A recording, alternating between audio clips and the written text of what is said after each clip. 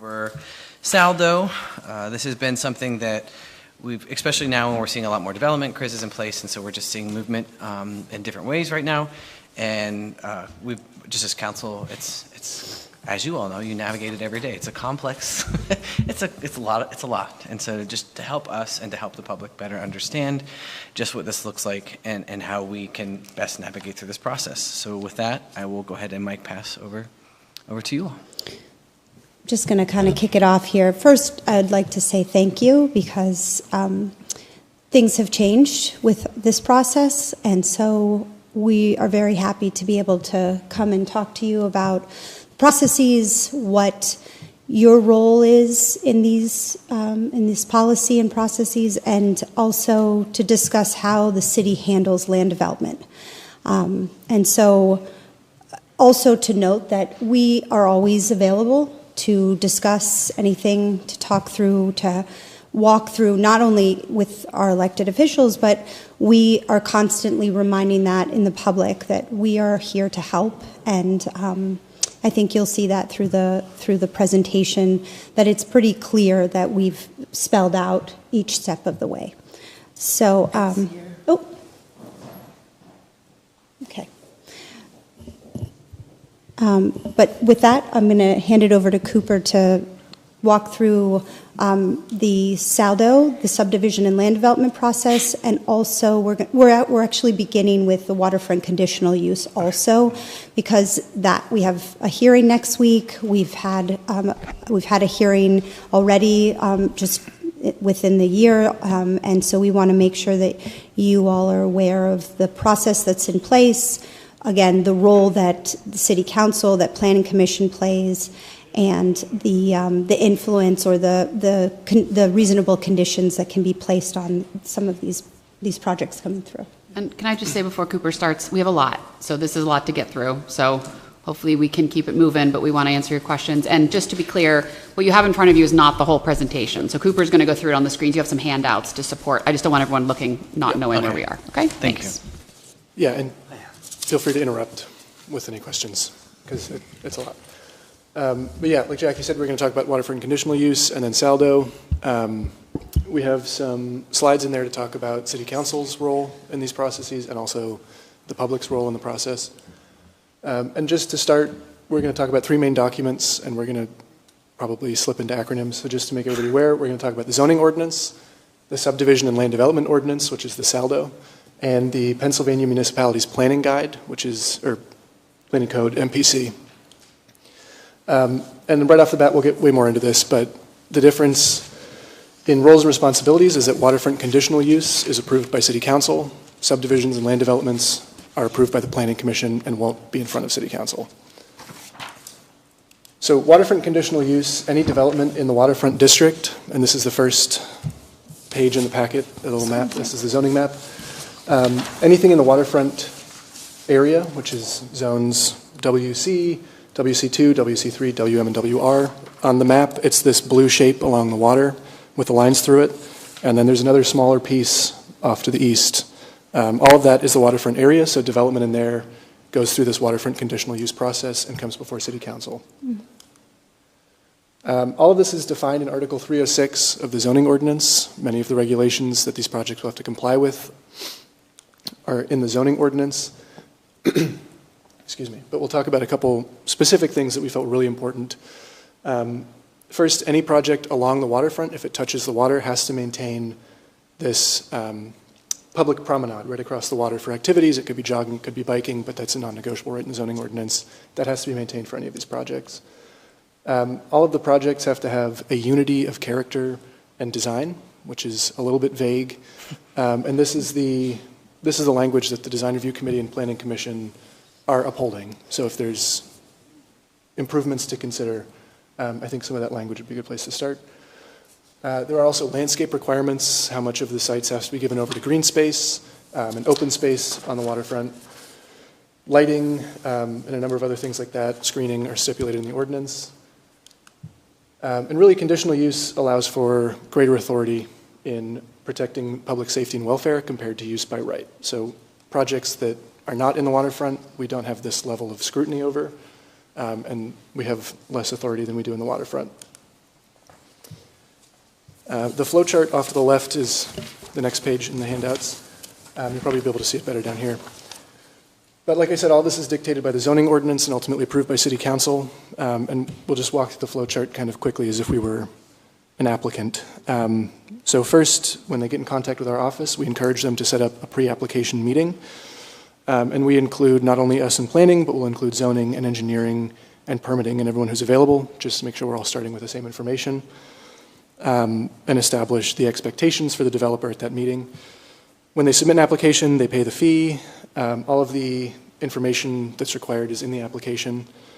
And when we get an application that we deem to be complete, we pass it off to the Design Review Committee. The Design Review Committee is an advisory body. They're appointed by the Planning Commission, and they review the project for aesthetics, and they look at that unity of character and design and other language like that. They make a recommendation to the Planning Commission. The Planning Commission will hold a meeting, that's the third Tuesday of each month. They'll look for compliance with the zoning ordinance and any of the adopted city plans, like our comprehensive plan, Erie Refocused. And then they will make a recommendation to City Council. That's when I'll send you the memo. And both the Design Review Committee and Planning Commission meetings are public meetings. So there's 2 opportunities for public engagement there. Then the public hearing with City Council. And we require an owner or representative to be present at those. We won't speak on behalf of the project. We ask somebody to come and do that. And that's another major opportunity for public input. And at the start of the public hearing, which I'll do next week as well, I'll stand up and read the comments that the Design Review Committee and Planning Commission have provided to City Council. At a following meeting, City Council will vote to approve the conditional use. And we'll get more into this in the coming slides, but City Council has the ability to place reasonable conditions and safeguards on a project. And we'll talk more about what those could be or couldn't be. And after that, if there's nothing else to do, they can apply for building permits, but likely they'll still have to go through the SALDO process, which we'll talk about. Cooper, was I wrong, or that originally wasn't this waterfront area supposed to be residential dwellings? How do we get to 30 apartments? A lot of it is residential, and there are a number of different zones within the waterfront area. So there's conditional and residential. The question was, how did the 30 units, I guess this is all great, Yeah, but we don't get involved until down here. right. We should hear it right at the start. 'Cause I would have had a lot of questions about 30 apartments Sure, on a waterfront. sure. And I'm just, This process is dictated by the zoning ordinance. So if you wanted to change the process, then we would, changing the process, I'm just asking you a question. but You're it, not answering. but Well, it's dictated, 30 apartments, right? yeah. Well, there must have been, I can't remember off the top of my head which specific zone that was in, but it must allow for that number of units, or it would never have gotten past our zoning office. That's my question. Yeah. I also want to add, and Cooper's going to go into that, the design review and the planning commission is appointed by you, council. So we'll talk about that. And if you are not feeling you're getting the information you want, those are your appointees. So at any point, you could step in there and make a change. No, my comment was we get information, but I think it's so far down the line, it's almost too late to have any real input anyway. And I think to Jackie's point, happy to hear if you think that needs to be changed. We could. Just as I said. Yep. And then getting into City Council's role in this process, of course, the public hearings. And we did want to just point out and make very clear that the public hearings have to be scheduled within 60 days of the request for the public hearing, or it's automatically assumed that it's approved, and City Council waives the right to review the project. So after the Planning Commission meeting, I send memos to the clerks and to City Council, and that will start the 60-day timeline from that request. Cooper, I'd like to just note, the hearing that we have that's on the 18th, that was approved by Planning Commission, or recommended to Council on January 20th. So we are cutting it very short So when you between the say that 60-day When timeframe. they must be scheduled, there's like, They is must- it scheduled and held? Held, yes. Okay, Yes. within 60 days Yeah, of the of the original request. request. Okay. Correct. And if not, per the MPC, per the state regulations, then it's deemed approved and goes In forward. favor of the applicant. Yes. Just to, So City Council can set reasonable conditions and safeguards on the project on top of what's laid out in the zoning ordinance. And the next page in the packet There's a lot of text that we won't specifically go into, but I would encourage you all to read it. I've pulled out some of it. Conditions cannot be related to off-site roadway improvements, so we can't really require anybody to improve the street in front of their site because it's not part of their project, and we can't tie it to a specific person or owner.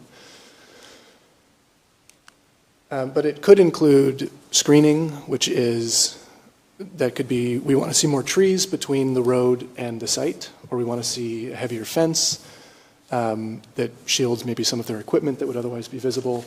It could have to do with lighting, if we're worried about over-lighting in the city, maybe especially on the bayfront. We could say, we want you to keep your lighting at a lower level than you've proposed. And it could also be operating hours. And if it's a certain use, we could say, we think that maybe you shouldn't be open past 9 in this area. Conditions are lawful if they're accepted by the applicant. So if the applicant does not contest them, and again, this is all on this page here, then they must abide by them, and it's part of the project. Nevertheless, when we had Dahlkemper stood up, and when he started, I thought he was really against the whole project. Right. All he was doing is throwing off steam. Yep. One little notation would have been good for us sitting here. Because if you don't have experience in real estate, Right. you can say, well, he's right, where are they going to put the snow? Or where are they going to do this, and where are they going to do that? These are all legitimate concerns. Sure. And like I said, I'm 35 years in real estate. I know a little bit about what I'm Yeah. talking about. And I don't think that folks that don't have that experience, you sit there. Because I asked Danny, I said, are you for this or Right. against it? If you remember that meeting. Yeah. And he said, yeah, it's okay. So Yeah. that's myself, okay. Right, and he was on the design review committee and had already voted to recommend it to city council. That's the story. Thank you. In bringing up that meeting, we talked a lot about the public hearing after that particular meeting because of some of the comments that were made that really were not pertinent to the public hearing themselves. And I know we've spoken to the solicitor about this, and that really during that time frame, that public hearing time, is for the applicant to address council, for the public to then come out and speak for or against. If you are to put reasonable conditions, that then would come between the public hearing. You would work with Cooper and the applicant between the public hearing and when you take the vote.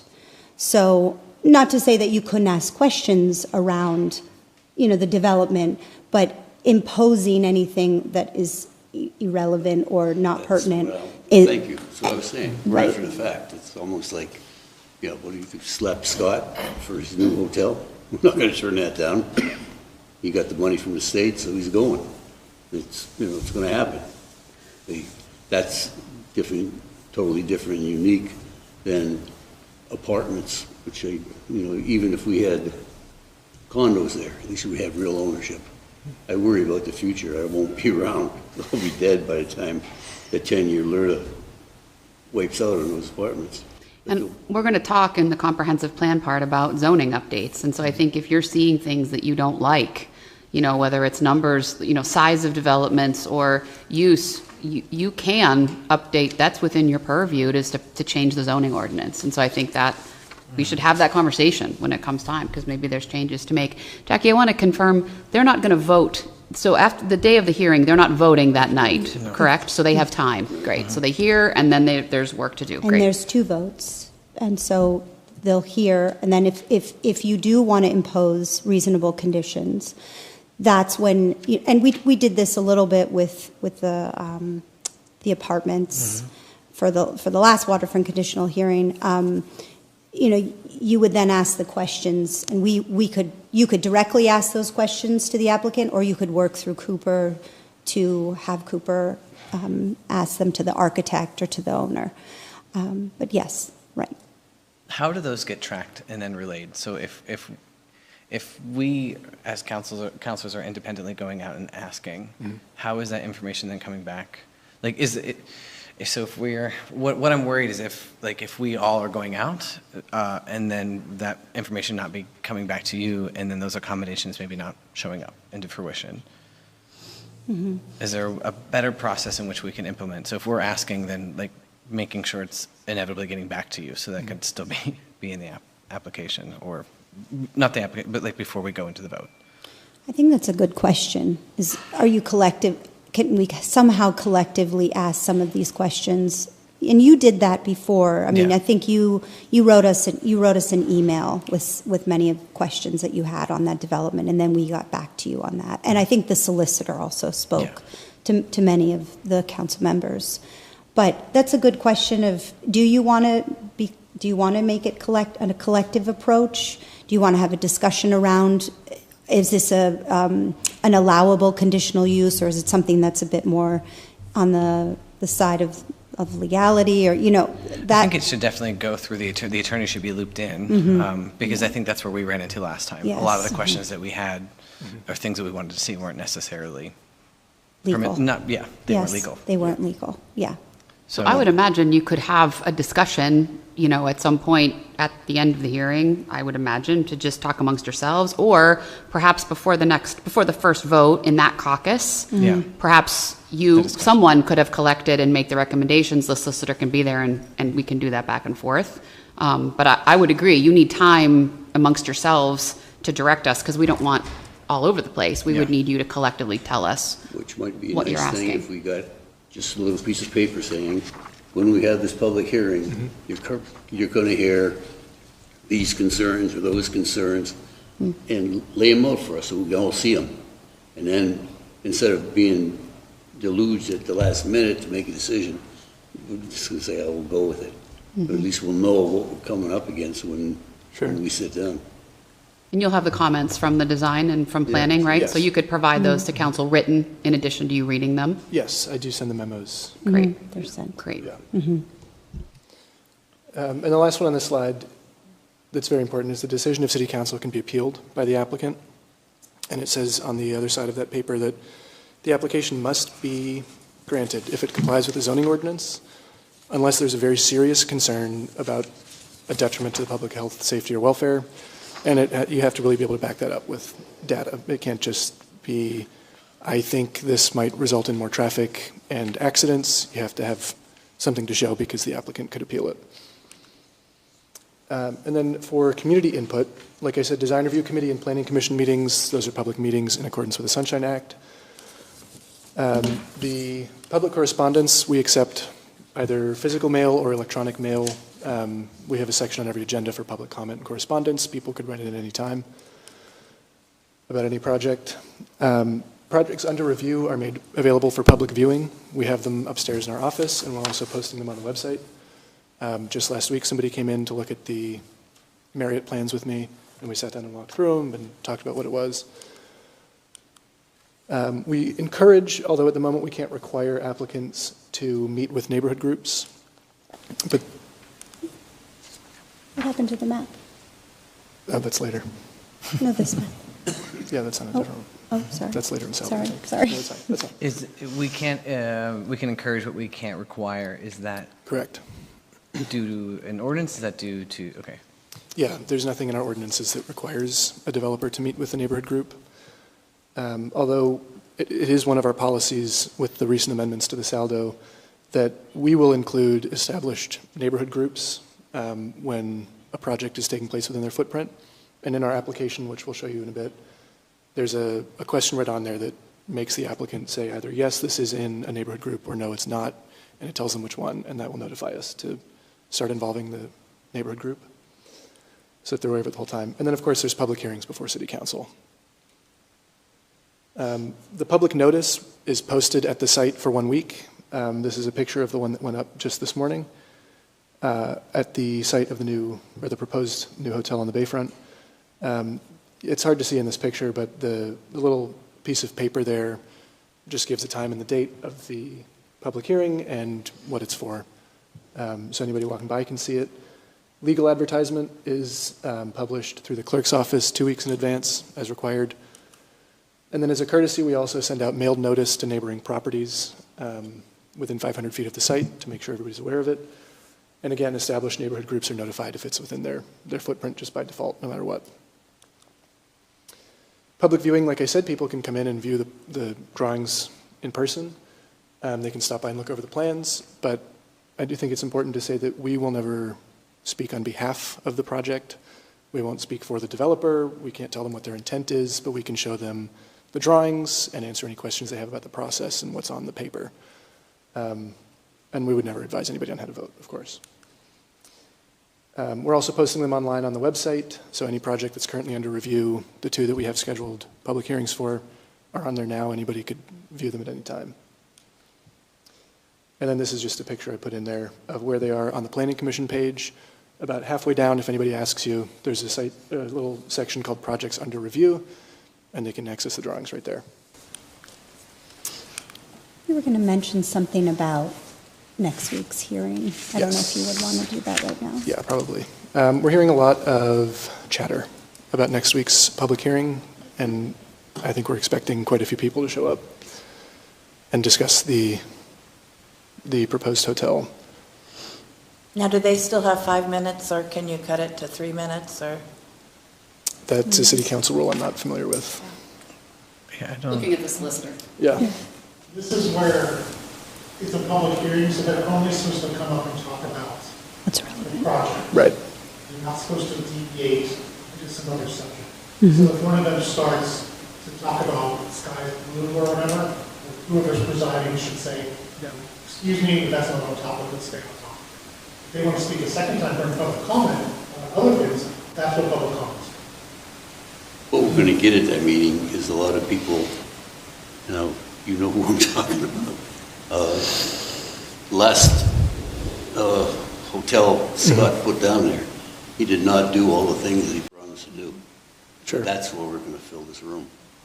Yeah, and I think, I really appreciate, you saying that, Ed, but Cooper saying it out loud, and I think that's why we wanted to do this with you, because we don't want you to be caught off guard. We want you to feel empowered and educated and know, how you can handle that, because we do anticipate it, and that's why we want to just help you, give you as much information as we can, so that when you're sitting there listening to all of that, you really, you can deal with it, and you have the information, so. And some of the questions at the previous meeting with the doll campers, it was, did it go through zoning? Yes, absolutely. It starts in zoning. Did we do engagement? You just saw the process that is required per the Sunshine Act, and a courtesy that we do to the community to notify and make sure that the community is aware, especially in the surrounding and adjacent properties, that they're aware of the public hearing. So there was some question from council members last time is, did we do these due diligence? And that's the importance of showing you what goes on behind the scenes before it gets to council for the public hearing. So. And that's the end of the waterfront conditional section. I don't know if there are any questions before we get into Saldo.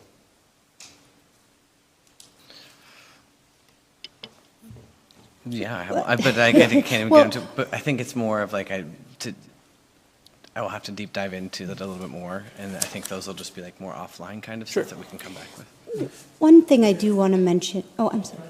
Oh, yeah. Can you come to the mic? Sorry, just so that. Online can hear Yeah. as well. Yeah.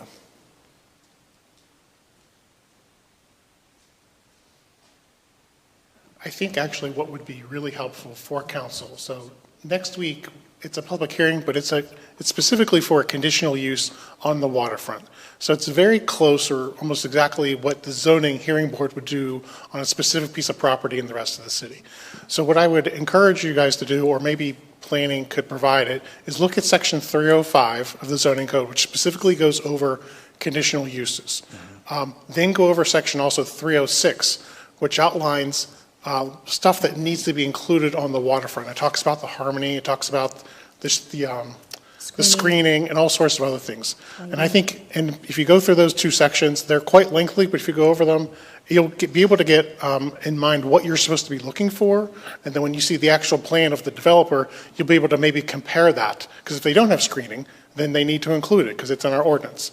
And that might be helpful for you guys to prep for next week, and help your questions kind of be more pointed, and maybe more effective, is my question. That's all I would say. That's my suggestion. Thank you. And that is precisely what the design review committee does, is that they don't put any reasonable conditions. They can, but their job is advisory, is to say, have you met all of the things in section 306? And if you haven't, then you need to adjust your development plans And we will approve it and allow it to go to Planning Commission. If they do that, then it goes to Planning Commission, and Planning Commission says, okay, you have satisfied what's in the code, and then now it goes to council. Where council has more of the role or influence is that you then can put those reasonable conditions on. Where I struggle is that the language is vague. It's not gray, but it's vague. So it's a bit subjective. And we talk often about how do we improve, how can, not necessarily improve, but what other sort of regulations, maybe design regulations or other regulations could we impose in this area that's so important that would allow us more, or allow for more boundaries or shaping of that area. So you can do it through zoning ordinance, you could do it through a historic district with design regulations. This is already an overlay district. You could, build up this code 306 to have more regulatory language. And when I mean regulatory, obviously it has to be somewhat flexible. We're not going to impose exact materials on things, but you could have suggestions for those materials and have a list of materials that a developer would have to pick from. You could impose bird-safe glass, which you may hear that next week, because the Scott's Hotel does have a lot of glass on it. We've read some comments online that talk about that.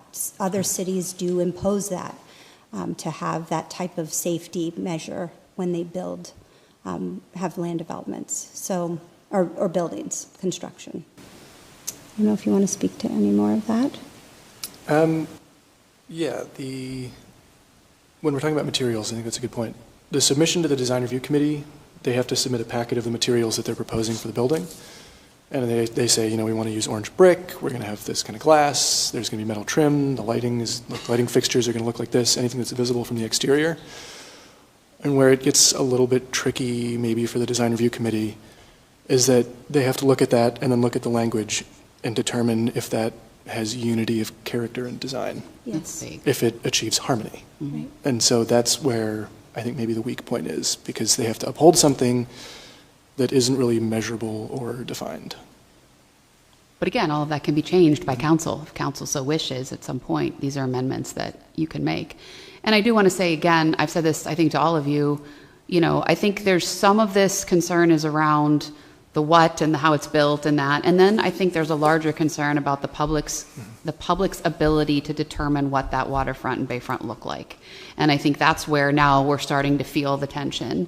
And so as I've shared with all of you, and I'm kind of pressing my partners, because there is a plan in the works to do a master plan for the waterfront that would be community driven and have community input.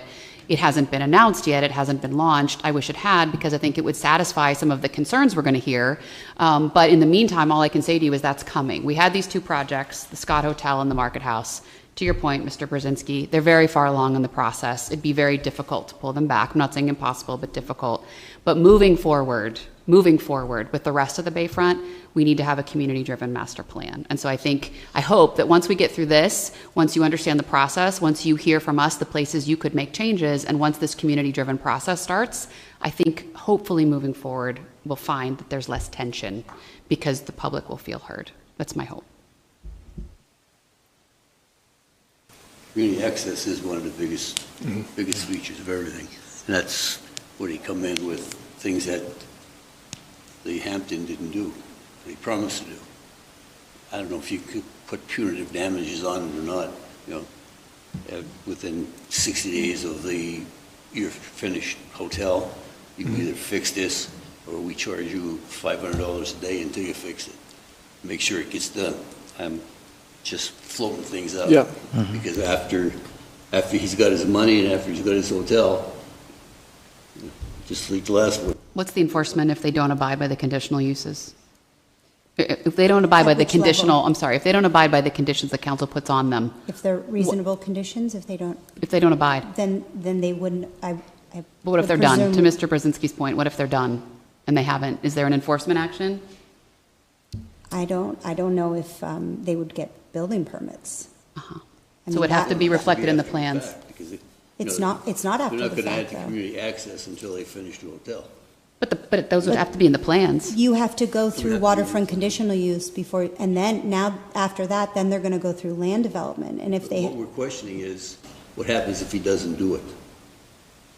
And we don't have an answer for that yet, right? He doesn't well, do we it, he wouldn't walks issue away. the building permit if they don't get the conditional use approved. But I think the question is if they're done, Oh, I'm they sorry, already have they're the already permit. done. The Yes. hotel's Okay. up. Yes. Still hasn't done it. That could be one of the updates, I think, that we should absolutely be reviewing. Yeah. We can look into Yeah, that. With yeah, we the- can give a more Yep. specific answer, Yep. but there's, I'm sure, something about as-built plans that the city receives when a project is done to inspect that it was done Well, per the that's in the plans. saldo. Yeah. Yeah, one of the amendments we made in the saldo was to receive as-bills. And we were not, we did not require that previously. And so when we went through the amendment chain in October, that's a requirement to receive those. But in terms of enforcement, closing that I loop. think what isn't- he might be talking about, and I don't want to speak for you, but like the green space that was supposed Yeah. to be put down there, Yeah. and that hasn't been done. Is there any repercussions from the Yeah, city? and I think we need to look into that. I Right. mean, I am wondering, though, with COs, like if COs would not be, certificates of occupancy would not be issued if it wasn't built to plan. And if the green space was in the plan and it wasn't made, then That's what I perhaps there meant. could have been an Yes. opportunity to not issue Yes. the certificate of occupancy. So maybe there's some tightening up, we can get some clarification, but I would think that would be the place. And that we that's could- where I kept saying that, but that's what I meant, is like, I don't think you'd get your permits that you needed or required, but you will see the On percent, paper, you'll see it's done right, but with the Hampton also. you'll see that green space percentage at next week's meeting as well. They lay that out and show the calculations and all of that. And I think, if I remember correctly, the history of the previous hotel, there was green space, but then they built the Miniature? no, Beer garden. the beer garden, yes. And so that then became, right. So it was in the original plans, and then the beer garden popped up, yeah. So, Probably should move along to Yes, Saldo, because I know you yes. have a lot. Yeah, okay. So the subdivision and land development ordinance, the SALDO, dictates how land in the city is divided or developed. It ensures project coordination across multiple departments within the city, but also external partners like the Erie County Planning Department. And so a distinction, the zoning ordinance governs what can go where and how it sits on the site, and how far back from the street it has to be. The SALDO focuses on how land is planned and built out and what actually ends up on the site. So we did some amendments last fall, some of you may remember, that brought us into compliance with state level laws and regulations such as the MPC. And then this is the next handout. And this is a little graphic that I made that explains the main functions of the SALDO, which are protecting public health, safety, and welfare. We've gone back to that several times. That's the topmost priority. Ensuring roads and stormwater facilities, making sure that every site has access to it and the infrastructure that it needs. Protecting from natural hazards by planning ahead and making sure that land is developed responsibly. Establishing orderly land layouts, making sure that our city is regulated and we know where everything is and where it's going. Protecting groundwater, a major part of the SALDO review process is stormwater involving the engineer department or engineering bureau. It's providing opportunity for public input, which is what some of our amendments last year focused on, and ensuring that there are steps along the way for the public to get involved. It establishes reasonable design standards. That's where we lay out how everything has to look, what it has to conform to, and it also guarantees that public improvements are constructed as needed. So we know when a project is coming, we'll know what sort of sewage outflow they're going to need, waste management, all of that kind of stuff is involved in the SALDO review. And then very quickly, we'll talk about subdivisions and land developments, which is the SALDO. Subdivisions are dividing existing lots or moving lot lines generally. So you can see the green graphic on the left, taking one lot, subdividing it into two.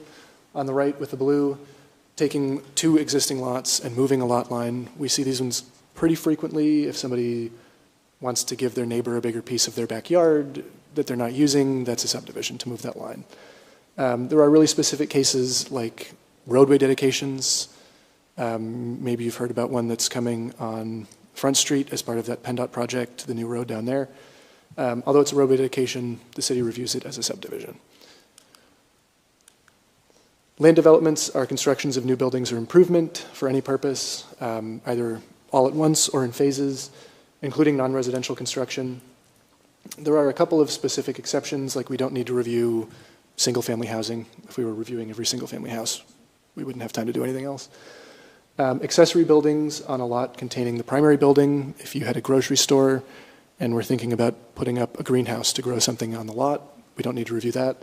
Or rides or facilities at an amusement park. We don't have any amusement parks within the city limits, but that's an exception in the MPC. So the process, like I said, involves multiple departments and agencies, internal and external. But the first step is always zoning review. When something comes in, it goes to zoning. If it doesn't comply, it stops right there. It doesn't go any further than that until it meets the requirements in the zoning ordinance. All of the procedures are laid out in the saldo, in that ordinance. And I've made a bunch of flowcharts and checklists and various other graphics. There's a couple more in the packet still to come for accessibility and making sure that everybody has the information in a way that they can understand probably better than the ordinance text. What's the minimum frontage that you have to build a house on a residential property in the city? That, I'm going to give you a little history. It used to be 50 feet. Sure. And Yeah. back in the 70s, they had that FHA 245 program, and we sold a lot of 35-foot lots. My concern is all these people, there are two guys from Boston that came in here and bought 21 of our $250 lots. I didn't school all those lots to see, but I don't think they even make the 35-foot, and a lot of them are small. But I can't find, before it was 50 feet or 35 feet in the city, like I said, and then it was so much frontage, like up in Glenwood, you've got to put 1,600 square foot house. So you have to have so many square feet of property that will school that 1,600 square foot house with the total amount. You remember coverage here? I don't know it off the top of my head. No, We'll it's in- we'll find out and get back to you. Coverage used to be like 60%. Yeah. You can go over or under it. yeah, But it's a concern, because a lot of people came in here and bought a lot of those lots. And I Yeah. think we're protected. We can't even have manufactured homes in the city right now, Right. which is yeah, good and bad. Yeah. Manufactured homes are pretty nice. yeah. That would vary by zone, and we can Yeah. ask the zoning Digress. office, and get back to you on that one. So we will walk through the process quickly on this first flow chart, the minor subdivision or land development. The major is pretty much the same, except major goes through it twice.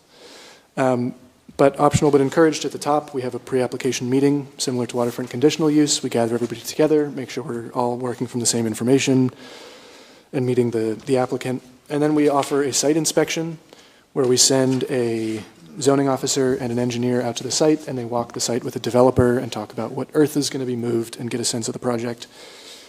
And then we offer a sketch plan submission and presentation, which is an informal presentation to the Planning Commission, where they can make the commission aware of the project and get some non-binding feedback from the commission on what they might be looking for going forward before it's approved. For a minor subdivision, and a minor is anything less than 5,000 square feet, or 5 lots for a residential project, it just goes right to a final plan submission. So they send us in the plan, they go through our new online application and pay the fee.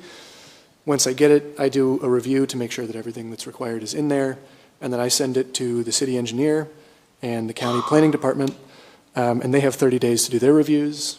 When we get that back, we put it on agenda for the Planning Commission, and the Planning Commission will have one of their public meetings once a month, and they will make a decision on whether or not to approve the subdivision or land development, and that's the final approval. Do we have a frontage, or don't we have that anymore? There is a requirement, yes. What is it? I don't know the number off the top of my head. Yeah, but we can ask the zoning office. That would be in their ordinance. Once the project is approved, the applicant records it with the county recorder of deeds, and if it's a residential project with more than 25 units, I send a notice to the school district and just inform them that there's an increase in residential capacity. and maybe they'll have more students. And then the next flow chart, the major subdivision or land development is identical, except for the fact that a major subdivision or land development over 5,000 square feet first submits a preliminary plan and goes through the whole review process, gets approval from Planning Commission, then they address any comments and submit a final plan and do it again. So for a major, there's 2 opportunities for the Planning Commission, for the public, and for staff to review the project. I just want to say one more time as Cooper's doing this, well, 2 things. First, I don't think we can state enough how important it is that when projects are going, they're starting at zoning. We're running into some issues where people aren't aware that that's the first step.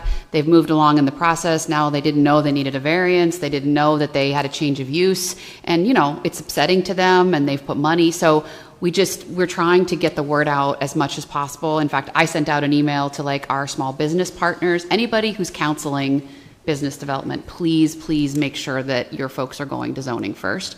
And the second thing I want to say is those planning commission meetings, you know, I know Kathy is there, you know, they're online. I would just encourage you, to your point about when are we going to know, that's where all this stuff is happening. And I know you all can't be here, but they are streamed. And so if you're ever curious, it's a good place to just kind of see this process that Cooper's talking about, because there is a lot of back and forth with the developers. And I've seen that, you know, so I encourage you to the extent you can to watch Gives us some a of those. heads up too. I'm sorry? It's a nice heads up of what's going to soon be in front of us as well.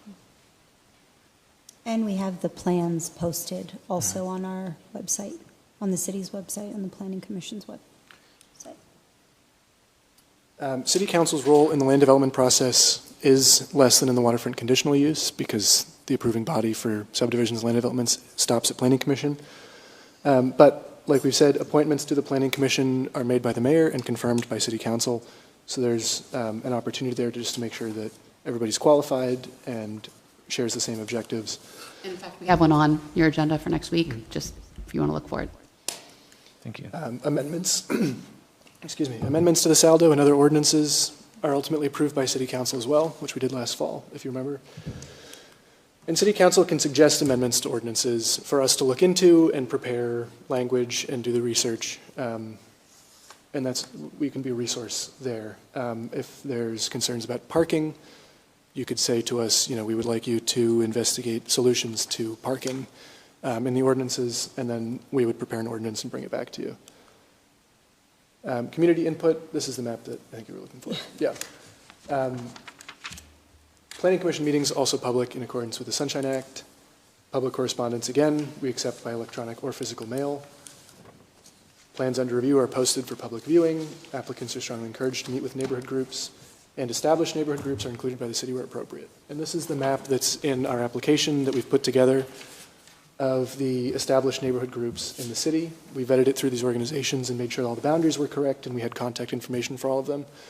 And in the application, when someone submits, and it will let them know you are in the Central City Neighborhood Watch, and we will contact the Central City Neighborhood Watch and make sure that they're aware of the project, encourage them to meet with the developers, and invite them to any pre-application meetings or planning commission meetings that we're having.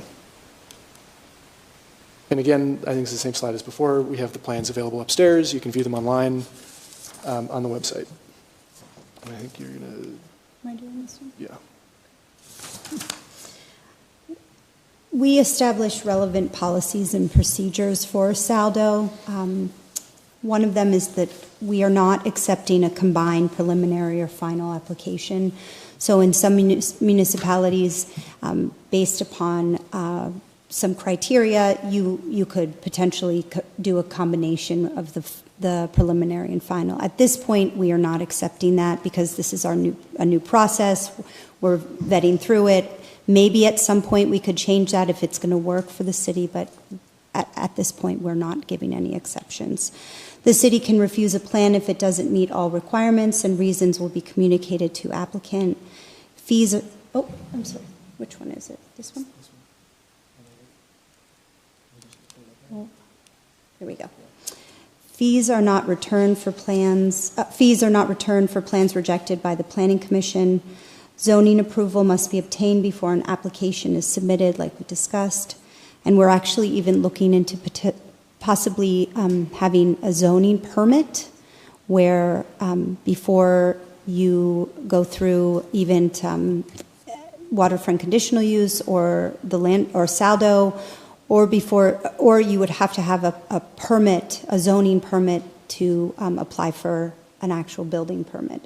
So that's something else that we're looking into too, to solve some of these issues that are coming through that the mayor was talking about. Additional approvals such as conditional use must be obtained prior to the submission of a subdivision or land development plan. Also, if you do have a variance, you have to go, if you have a need for a variance, you'd have to go through zoning hearing board or historic review commission if it's a locally designated historic landmark. City signs drawings last, ensuring final authority over projects within the city limits. After we went through the amendments of the Saldo, and they were approved by you all, we felt that it was important to pull together the subset of people that actually do the work, the architects, the surveyors, the developers, and other related professionals into an informational session that we held in, I think it was January. Yes, because the mayor was there also.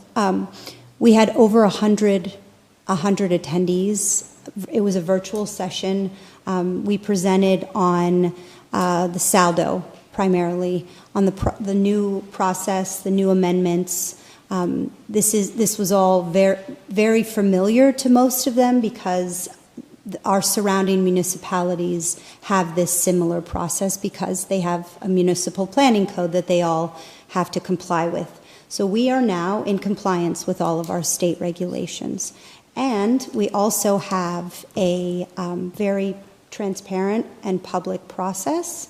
And we have a clear and transparent process internally where we are providing help to the developers. So I thought it was a successful presentation. We got a lot of good feedback. That group would like to continue to meet and to hear from the city on different updates, particularly what pertains to their work. So engineering updates, permitting updates, zoning updates, those types of things. I'm sorry, I didn't click through. I can't talk and click. Okay. Okay.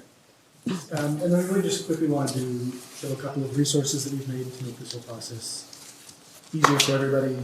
We've done some extensive work. I'll have to put it blank and name of it. But, we have done some extensive work on the Saldo's webpage. So everything you've seen here today, the actual ordinance, the fee schedule, everything you could need to know about the Saldo process is on the webpage. There's a search bar. If you just type in stormwater, you type in stormwater, stormwater comes up. And then this is just a little image of our new application. It's very user-friendly. It prompts you to answer some questions.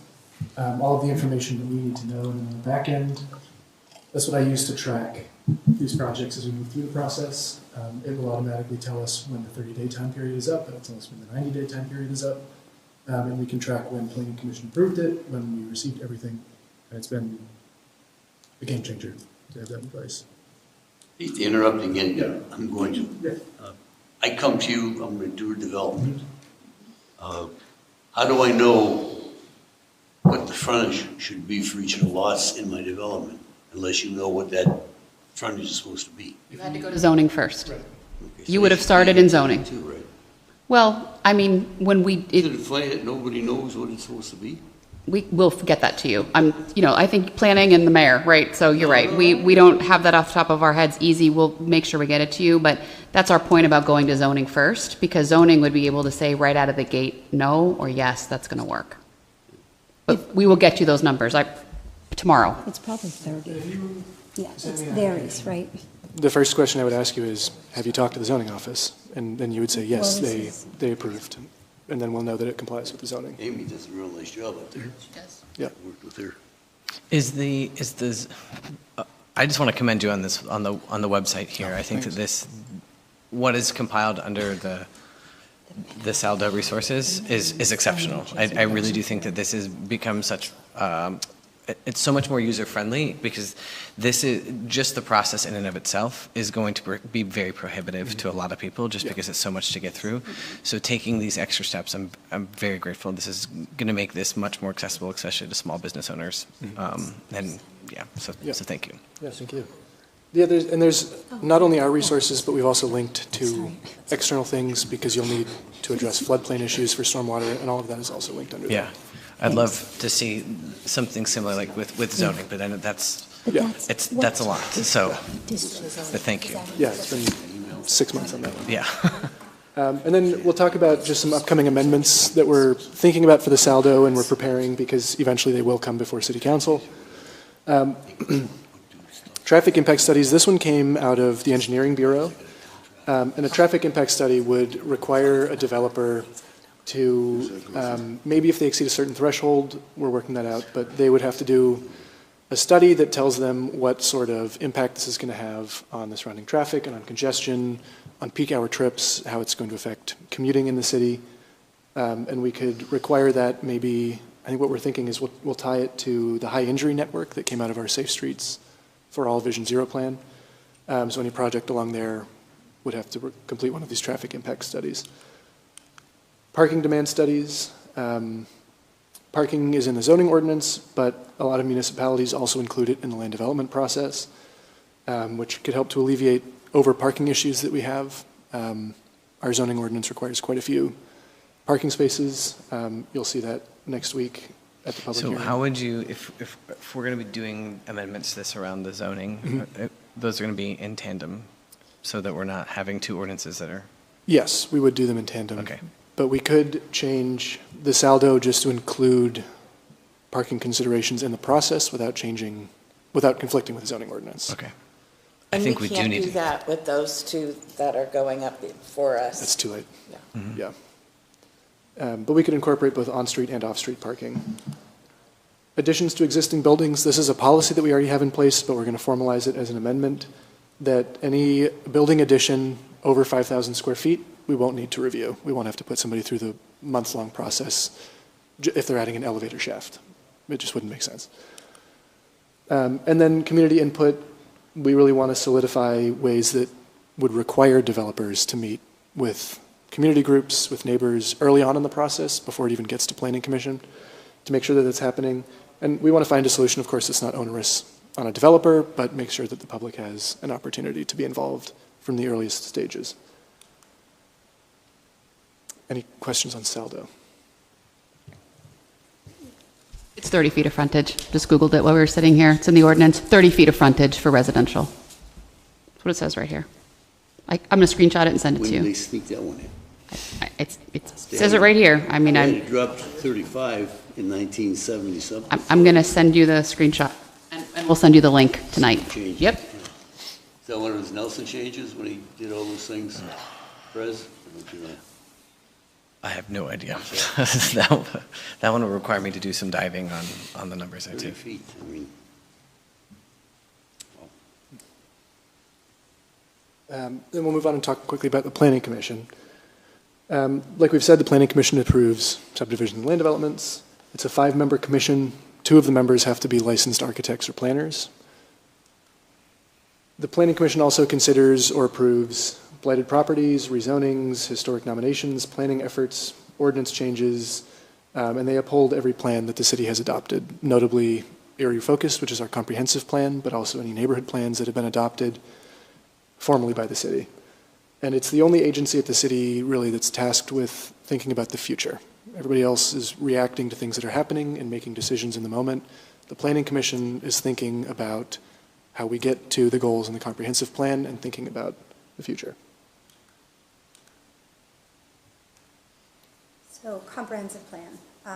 Our comprehensive plan was written, what we consider our comprehensive plan, Erie Refocus, was written in, or adopted in 2016. So this year, it's 10 years old. And per the municipal planning code, if you have a comprehensible plan, you have to update it every 10 years. So we are in the process right now of applying for a state grant through DECD called a MAP grant, Municipal Assistance Planning Grant, to write a comprehensive plan for the city of Erie. And this comprehensive plan, we talk a lot about. I know I hear a lot of times, we're going to write another plan and we're going to put it on the shelf. The state has really made it a point that they want to see grant applications that are actionable, implementable plans, value-added plans. And I know the mayor, this is very much discussions that I've had with the mayor, that you've had with the state, that this is not going to be a plan that's unattainable, that it's going to be something that we can do after it's complete and change regulation, change policy, and make sure that it's actionable. Also, this informs, I'm clicking. This informs, the comprehensive plan then really informs how the regulatory components change. So if we want to see more commercial neighborhood in a certain area, which right now we don't even have commercial neighborhood in our zoning ordinance, then you would write in the code areas that would be zoned for that particular land use. Same with SALDO. SALDO is a very technical ordinance. Yes, it has all these planning aspects, and it has, in terms of processes and making sure that the adopted plans are upheld, but it also has a very technical engineering side of it, and we would be rewriting that, of course, with engineering, with Public Works. And that's when things will, again, be reviewed in terms of stormwater, potentially landscaping on impervious surfaces. I mean, all of that can be, again, part of that subdivision and land development. It's the controls that the city has for how land development occurs within our community. I would encourage to make sure, this is one of those areas where I push in, and I'm not insinuating that you weren't going to do this, but to make sure that it's not just engineers, and so that we have really strong community input on just, because sometimes it gets lost, well, right? And no, that's a very good point. Both of those, comprehensive plan and a zoning and SALDO rewrite, have a engagement component, absolutely, because we don't know what the community wants. We need to understand what the community needs are, the priorities. I mean, we have an idea because we have a 2016 plan that was written with needs and priorities of the city, many of which have not changed, but some have changed. And so we need to very much so have that piece put into both those planning processes. And I would say to Jackie's point, the state has also encouraged us and said we're on the right track because we're doing the STAMP plan. That's the grant that is getting us the work with PFM.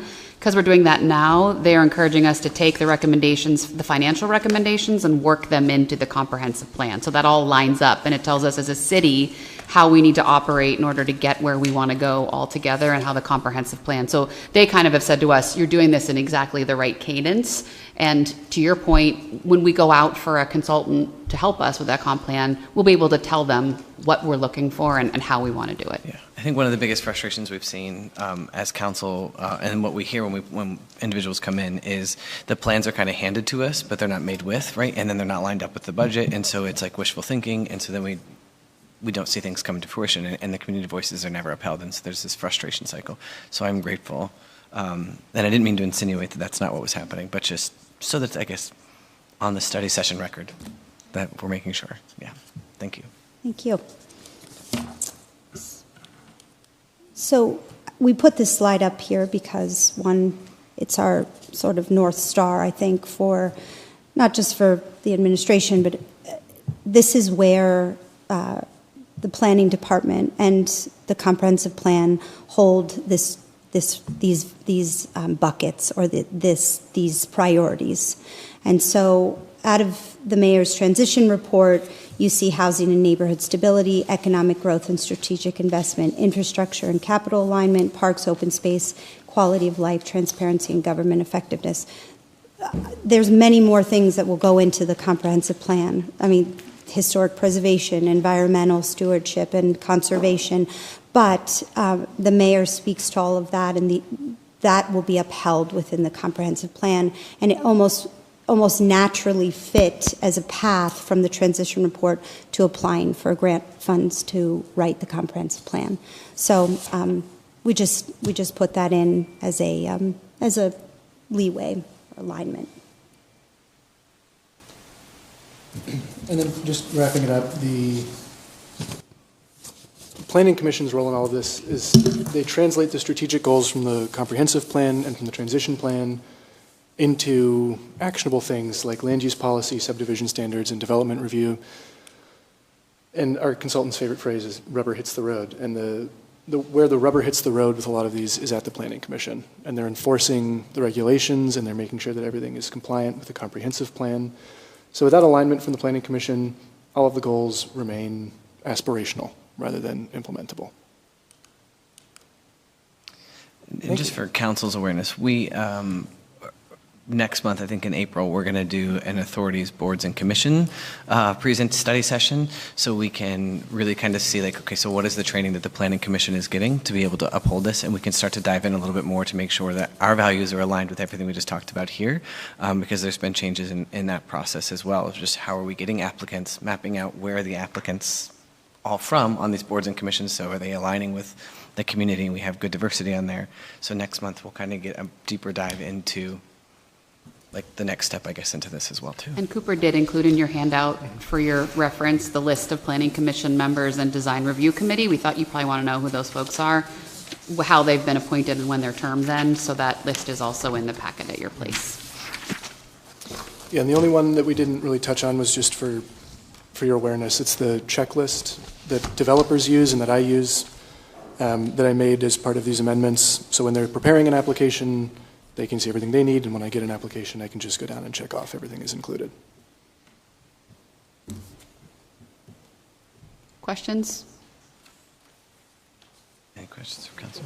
Thank you. Thank you. Yeah, thank you. This is very informative and very appreciated, so thank you all. Thank you all. So we have a couple things to get back to you, and we'll do that, certainly send you all the zoning so you can see that, and then I'll send it to you and we can, if you all need anything more from us in advance of next week's hearing, please just let us know. So what I'll commit then to, for all the councilors, is I'll go through E-code and I'll pull 305, 306, and the plans, and I'll email it out to all of us so we have it there. We're also, I mean, next week, just so we know as councils, it's a heavy meeting. We've got 2 public hearings because of timelines. We've got the DCED stuff that I'll get out to everybody, and then this. But I'm sorry, I just wanted to let you know, Deb was wrong on her timeline. We have a little time, so we're going to hold that till April 1st, so you don't have to deal with that. Okay. That's one less thing for you. Okay, great. Actually, that's really wonderful news, so thank you. I do have a quick question for planning, and I don't even know if you know the answer, but that subdivision that I think Vendetti wanted, is that progressing at all? He called me. He's called my office a couple times, and you know, I was aware of it. You know, I had spoken with him when I was campaigning, and so I asked Margie to call him back and ask him what he needs from us, and he basically said he needs funding. So I'm not sure that it's progressing. I think he's waiting for some assistance or to find out if there's some support for him to do the work. I think he has the plans, but to my knowledge, it's not moving forward unless he can figure out his capital stack. Thank you. Yeah, it was my understanding as well. We don't have an application for it, but he has discussed it with us. Thank you. Thank you. Okay. Thank you.